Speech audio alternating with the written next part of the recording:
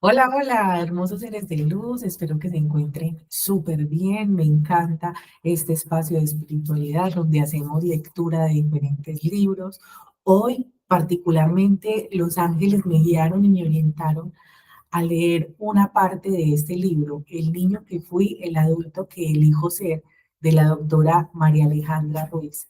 Un libro que literalmente ha captado mi atención, que aún sigo trabajando a nivel personal, de una doctora psicóloga en psicología clínica que realmente admiro bastante, que quiero profundamente y que sé que con esta herramienta, con este libro, nos va a ayudar muchísimo en todo lo referente a las heridas del niño interior y a lo que experimentamos siendo adultos. Y lo más importante, cómo podemos literalmente transformar esa experiencia para ser un adulto distinto.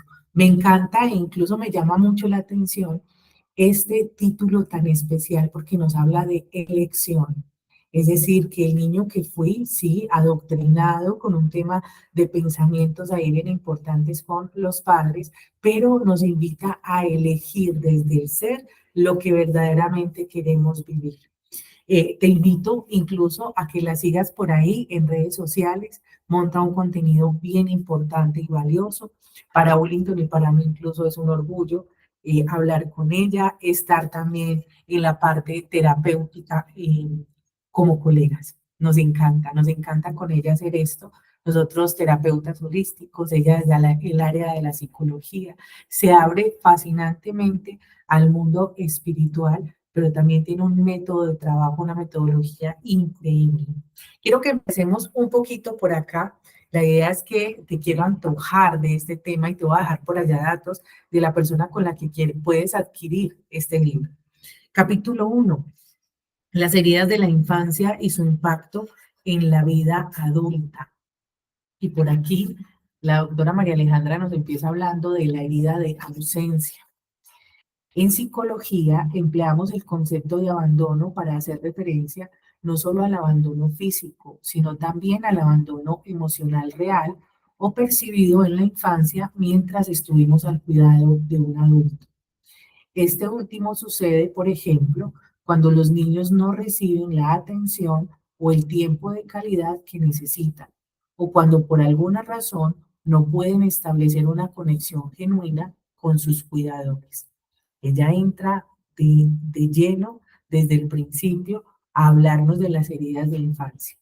Este tipo de ausencias física o emocional de los padres pudo haberse dado por asuntos laborales, económicos, enfermedad o muerte, y en general hace alusión a todo evento en que el niño o el adulto experimenta una sensación de soledad frente a la ausencia de algo o alguien significativo. Por esa razón, desde el principio es importante que puedas saber que no todos nos identificamos con una herida. La creencia popular es que todos tenemos una herida de infancia. No obstante, la mayoría no logra identificarlo desde el principio. Así que es normal, si estás en este video, estás escuchando esto, hablando de herida de ausencia, como empieza la doctora María Alejandra en este libro, que puedas decir, pues realmente no siento que tengo ninguna. Y a veces nos quedamos ahí pensando un rato y decimos, no, mis papás fueron realmente excelentes, a mí no me pasó nada considerable durante la niñez, pero te invito a que continúes en este video y además que si te está llamando la atención este libro lo puedas adquirir. Aunque en efecto hay creencias que tienen su origen en los primeros años y luego generan una serie de vacío emocional en las personas. ¿Quién en algún momento de la vida no ha sentido que algo le falta y ni siquiera sabe cómo identificarlo?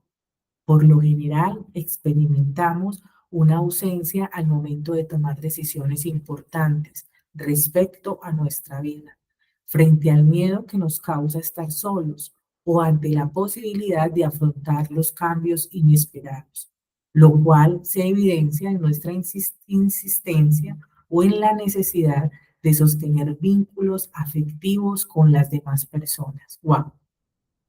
Miren la manera como nos habla de la herida de ausencia, lo que pasa cuando padres o cuidadores no están ahí presentes o están presentes, pero igual se da el abandono, nos sentimos de esa manera, y lo que ocurre con esos vínculos afectivos ya en la edad adulta. Continuemos. Esta ausencia es incluso más pronunciada en personas que tienen un alto nivel de perfeccionismo.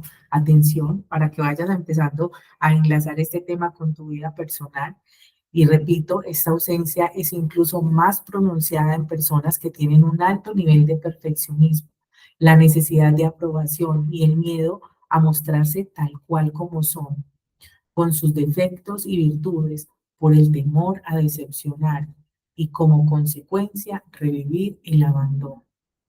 Debemos tener en cuenta que nuestros cuidadores vivieron en su mayoría en una generación en la que la demostración de afecto era poco usual. La salud mental era un mito o asuntos para locos, y la crianza se basaba en el temor que conocemos como respeto. Quienes vivieron el abandono por parte de uno o ambos padres, es probable que hoy en día sientan ausencia de seguridad en sí mismos, sentimiento de tristeza, temor o a reexperimentar el mismo dolor o resentimiento por todas las situaciones que tuvieron que enfrentar a causa de la ausencia de alguno de ellos en su vida. Antes de continuar, puesto que en este capítulo y quizás a lo largo del libro estaré haciendo referencia a ciertos aspectos de la crianza. Quisiera dejar claro que estas páginas no tienen el propósito de condenar a los padres y mucho menos culparlos o hacer de ellos un objeto de juicio, pues ellos también tienen creencias adquiridas que consideran inocuas y que las inculcan a sus hijos desde que están pequeños. Tampoco pretendo persuadir para que perdones a la fuerza a quienes sea que te hayan lastimado en tu niñez. Lo que sí deseo de corazón es que el contenido de este libro te haga adquirir una perspectiva coherente que te libere y permita orientarte hacia tu proceso de sanación y aceptación de quien eres hoy en día. En varias ocasiones, en la consulta, me encuentro con pacientes que vienen a trabajar conmigo historias cargadas de mucho dolor, abandono físico y emocional a raíz de la negligencia, la indiferencia y de las experiencias traumáticas que vivieron en su niñez. Y por otro lado, están los que vienen a terapia y me dicen, mi mamá ha sido una mamá ejemplar o mi papá ha sido un padre excepcional. No obstante, eso no significa que el método de crianza y la forma en la que abordaron algunos temas en la infancia de sus hijos, tales como la falta de tiempo de calidad para dedicarles, la falta de amor y comunicación asertiva, no les haya afectado. ¿Cómo vamos hasta ahí? Espero que este libro esté generando en ti una sensación de querer leerlo, querer abordarlo y poder llevar a ti una herramienta de tipo terapéutico a través de un libro bien valioso e importante. Todos los padres tienen una manera diferente de criar a sus hijos. La forma como fuimos criados contribuye de manera significativa a nuestra personalidad en la adultez. A continuación te hablaré de diferentes estilos de crianza con los cuales podrás identificarte. Esta información es relevante porque te permitirá conceptualizar y entender el porqué de algunas actitudes y comportamientos. Existe evidencia científica que respalda que el estilo de crianza tiene grandes efectos en nosotros como adultos. Por ejemplo, si tus padres fueron autoritarios, establecían reglas estrictas en exceso y los errores se castigaban severamente, es posible que en tu adultez sientas falta de afecto, te cueste socializar y tomar decisiones por miedo a equivocar.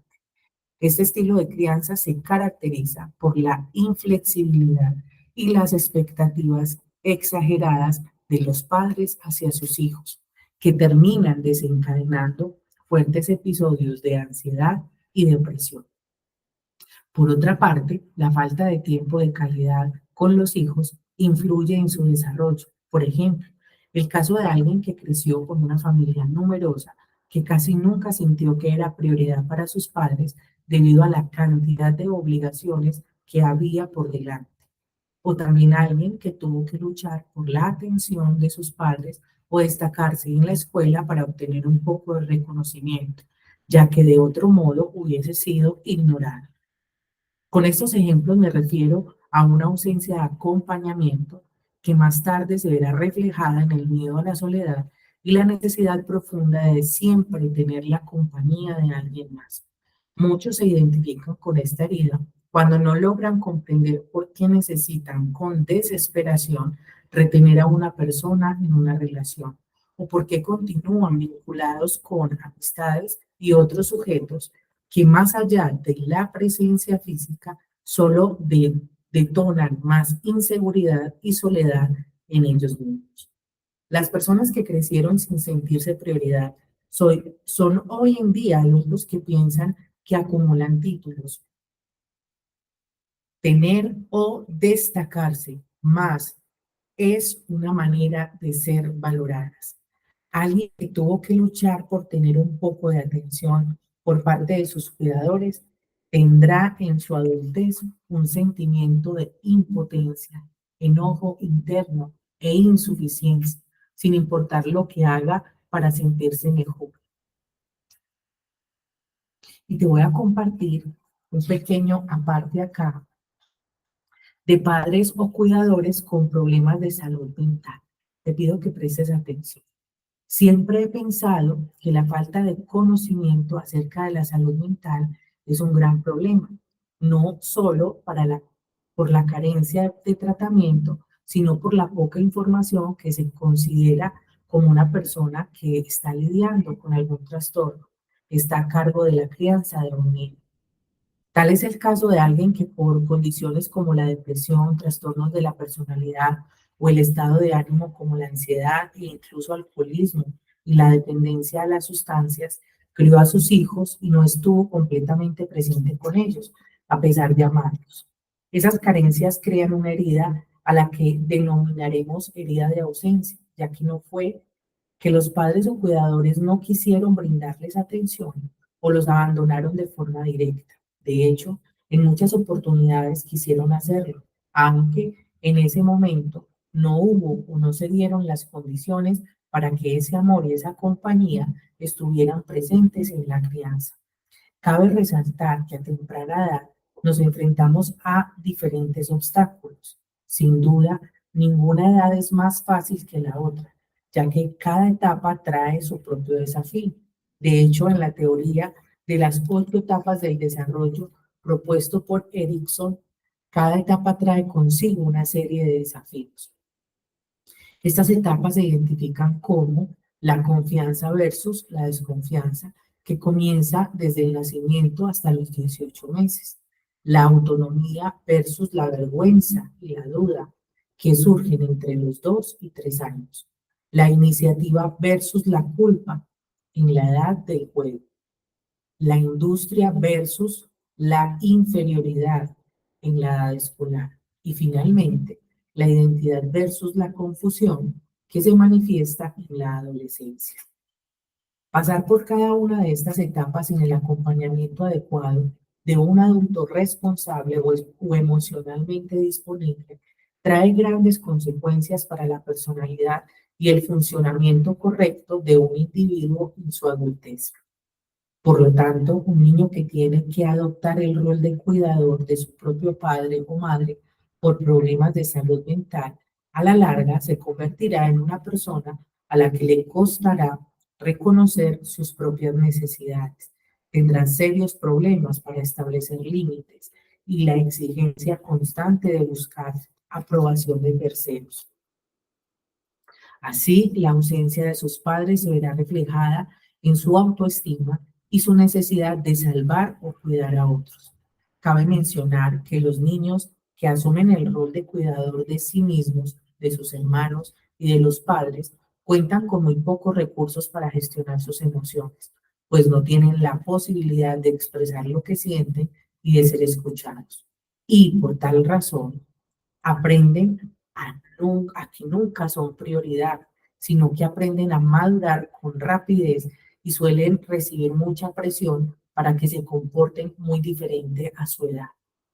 Algunos aprenden a sentirse orgullosos de esto, aunque el verdadero sentir siempre es que les encantaría ser cuidados y protegidos como lo son los demás niños que ellos observan alrededor. En terapia es común escuchar a muchos relatar cómo les sirvieron de terapeutas a sus padres y cuidaban de su estado de ánimo para que las cosas en casa no empeoraran. No le contemos a mamá lo que me pasó para que no se enoje o no se ponga peor. Es una frase muy común en este tipo de entornos. Por lo tanto, son eternos pacificadores, buscan no generar conflicto de ninguna manera y en consecuencia no gozan de muy buenas habilidades para comunicar lo que piensan, sienten o necesitan. Este libro es estupendo, es maravilloso. Nos empieza a relatar el tema de la herida de ausencia y cómo esto marca la pauta en tus actitudes siendo adulto. Si no eres consciente de esas heridas, posiblemente vas a estar en un bucle en el tiempo con comportamientos, con manejo de emociones, con toma de decisiones, con falta de límites, condicionado por ese tema, perdón, de las heridas de infancia. Pero como dice acá el título de este maravilloso libro, el adulto que elijo ser, realmente quién eliges ser tú. Decides ser ese niño con sus heridas, actuando de manera inconsciente, o deseas literalmente saber cuál es tu herida y cómo puedes abordarla para elegir ser un adulto diferente y funcional. Que esos temas que hoy estás manifestando, que se están presentando en tu vida, puedan ser la pauta de una gran transformación. Así que te invito a adquirir el libro de la doctora María Alejandra Ruiz Arias. Ella es psicóloga clínica. Este libro es importante para sanar las heridas emocionales y vivir sin culpas y sin resentimientos. El niño que fui, el adulto que elijo ser. Si deseas mayor información, escríbenos y te doy el dato de la persona con quien lo puedes adquirir. Un abrazo de luz, por favor reflexiona el contenido de esas páginas que leímos, sé que son de gran utilidad para identificar las heridas y tu comportamiento en la adultez. Hasta pronto, un abracito.